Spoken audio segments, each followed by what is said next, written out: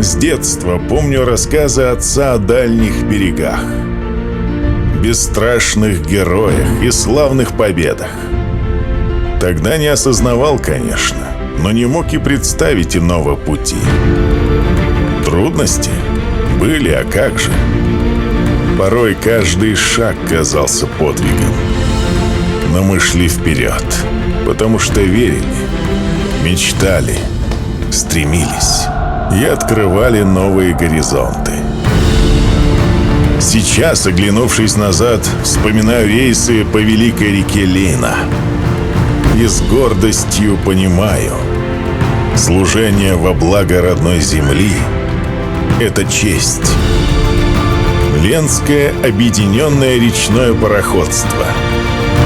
Верность курсу во все времена.